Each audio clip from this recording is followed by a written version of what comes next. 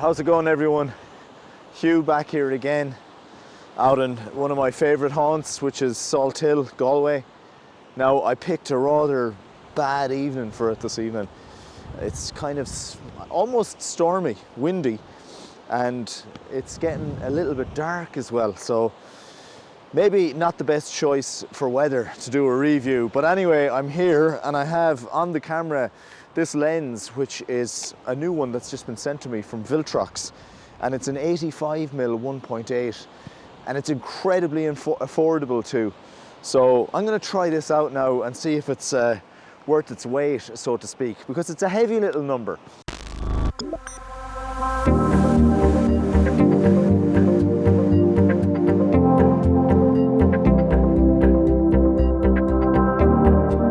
This version of the Viltrox 85mm prime lens is designed for full-frame Canon RF mirrorless cameras. It costs about €400, about $400 stateside, meaning that it's a great way to get some fast RF glass if you're on a budget.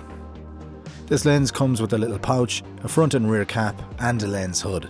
The build quality is quite nice. I mean, it's solid. It seems to be all metal, even the focus ring. One thing I noticed about this lens was the smoothness of the focus ring. Now obviously there's no zoom ring, so it makes things very simple when you just grab the lens and you've only one ring, and it's a big ring and it's a smooth one. Now it doesn't seem to be that rubbery, it's kind of metal. Not necessarily a bad thing, but if you're a fan of the kind of rubberized focus rings, you might be slightly disappointed. I'm not, I think it's fine. So let's just see what it's like. So manual focus, now it might be a little bit shaky. And it works out nice for manual focus pulls when doing video. The cap and the lens hood are a little bit plasticky, a little bit more, or should I say less refined than the ones that come with the RF lenses, most of the RF lenses with Canon. It almost feels like you could break it when fitting it onto the lens, so it's not overly satisfying. So I'm just taking a photograph here. And I'm focusing in on the Audi there. So that's at F1.8. We'll stop down to F5.6 now. Try and get that Audi in focus again.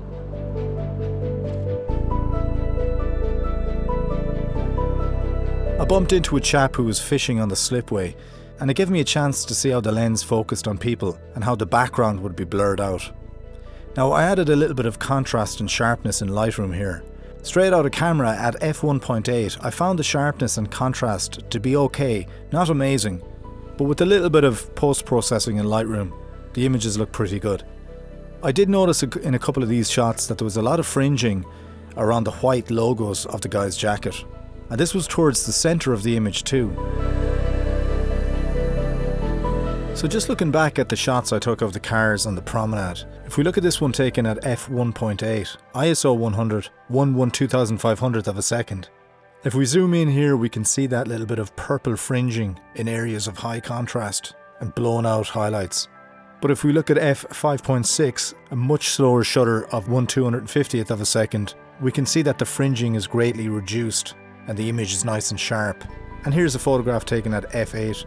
Now we can see that the poles there have very little fringing. This building is called the Waterfront. It was built about 14 years ago, and as soon as it was built, it started falling apart. But anyway, it kind of reminds me of Havana in Cuba, the way it's a bit sort of dilapidated looking. And it's only a new building, so it might give me a chance to just try out the distortion. Not really. There is a bit of vignetting too in this lens, particularly in wider apertures.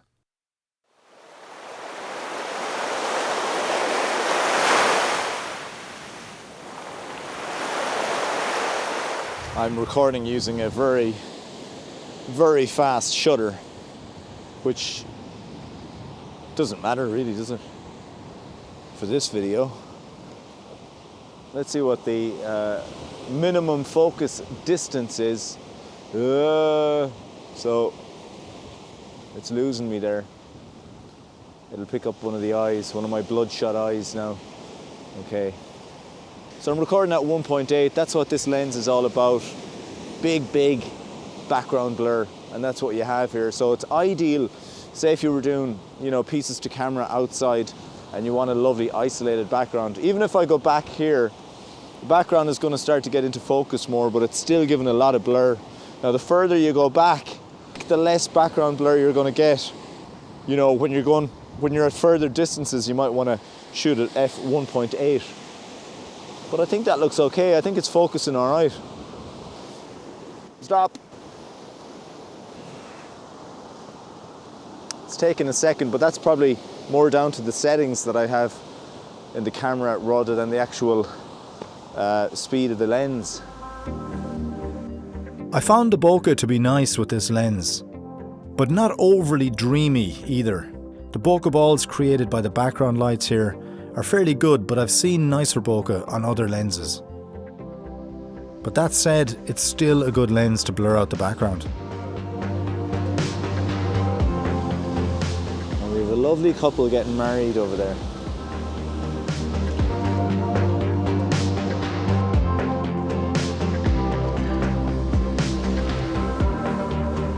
I'm trying to focus in on a Mavic up in the air there. Now it is small, but at the same time I thought it would have picked it up.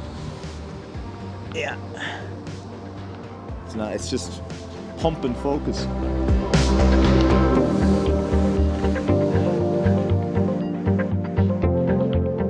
The mount of this lens doesn't have a rubber gasket. It's not waterproof, so be careful if you're using it in damp conditions. There's no stabilization in this lens, which may not be a big deal for photography scenarios, but if you shoot video and you like to shoot handheld, then it might affect you, especially when using a camera that doesn't have in-body stabilization like the Canon EOS R.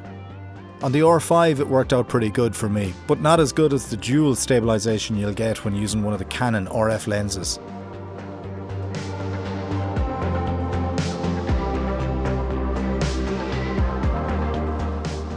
I've recently come up with the great idea of kneeling on the straps of the bag. Never thought of that before. Oh, something about this cap, I don't know what it is. I just keep getting it wrong or something. I tried some slow shutter speed tripod shots using the countdown timer on the camera, but the lens totally went out of focus every time it went to take the picture. And it started to pump focus. So there's obviously a communications problem there with the camera. Right, I don't know if you can see this, but there's something really weird going on. I had one or two other communication errors between the lens and camera. We have a camera malfunction. And I ended up having to restart the camera a few times. I'm assuming this can be sorted out with the firmware upgrade via the USB-C connection, which is located on the mount of the lens. So, would I recommend the Viltrox RF 85mm 1.8 for Canon mirrorless cameras? Well, absolutely. If budget is of concern, then it's going to be a great lens for you, especially if you want to get that shallow depth of field and nice bright images in lower light situations. It's a solid little lens other than the plasticky hood, and it feels great in the hand. And you can do a lot of different photography styles with 85mm.